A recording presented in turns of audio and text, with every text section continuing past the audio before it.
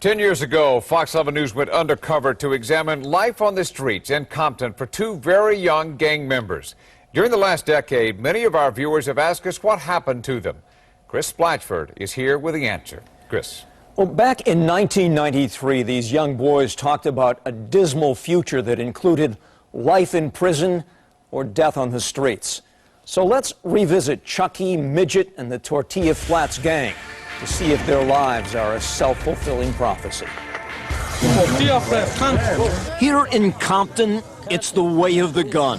Because all about is about the flats and this, the big flats gang. The streets here are no stranger to blood. And the Tortilla Flats gang has spilled their share of it. That's the way it goes. You play, you pay. Midget has adopted the lifestyle. Tattoos mark his loyalty for life. Hey, get this one right here. Tortilla por vida. He is only 12 years old. Little Midget Tortilla Flat Compton.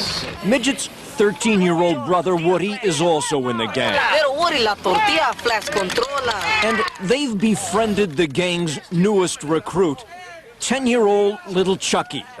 Midget and little Chuckie, here in the garage where they sleep, show us some handguns. Midget, whose real name is Danny Verduzco, has some deadly plans. Go kill somebody. Go kill my enemies, the one that shot me. In fact, rival gangsters have shot him up twice. An ugly scar reaches across his chest and lower stomach. The first time, doctors had to remove a kidney. The second time, his spleen. Compton School District Gang Intervention Officer Andy Zembel remembers visiting Midget in the hospital. Nobody killed him. And I remember squeezing his hand. He opened his eyes, and I asked him, Danny, you gonna make it? Hang on, hang on. He nodded his head and fell back out, unconscious. Boom! Danny, or Midget, later tells how Officer Zembel's caring gave him a will to live. But it doesn't pull him away from the gang. He's soon back carrying a concealed weapon, and sometimes with Chuckie nearby. Stealing and stripping cars. That's how we strip cars. And shooting at rival gangsters with his older brother Woodie. And Largo, they won't snitch, man. They just keep blasting back at you, and you blast at them. That's just fun. We having shootouts. If my brother dies, if somebody kills him, I'll have to back them up. I'll keep beating those fools up over and over until I kill one of them.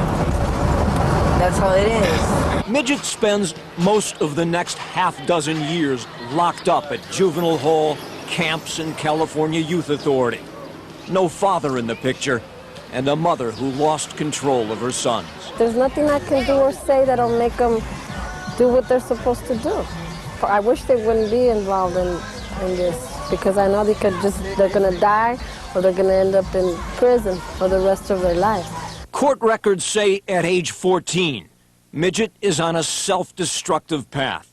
He's put on psychotropic medication. But later, here at CYA's Nellis School in Whittier, he joins an anti-gang program and gets his high school diploma. Yes, I think he was looking for someone to care about him, someone positive to have in his life, other than the older homies. When Midget's released from Youth Authority, Officer Zembel arranges for the now 19-year-old to have the tattoos taken off his face at a Beverly Hills plastic surgeon's office. But within days, Midget, called into action by Tortilla Flats gangsters, stabs a 16-year-old and an 18-year-old at a graduation party behind this Long Beach storefront. Both victims live. But 3 months later, there is a Tortilla Flats funeral for someone else. 19-year-old Imelda de la Cruz, drunk at a Compton party, gets into a fight with a rival gang member, Sergeant Marty Rodriguez. She pulled out a gun, and when she pulled out a gun, several other people pulled out guns, and it kind of a shooting, a helter-skelter shooting occurred. Imelda is hit by more than a half-dozen bullets from 2 different guns. Midget's brother, Ricardo Verduzco, known as Woodie, had recently broken up with Imelda.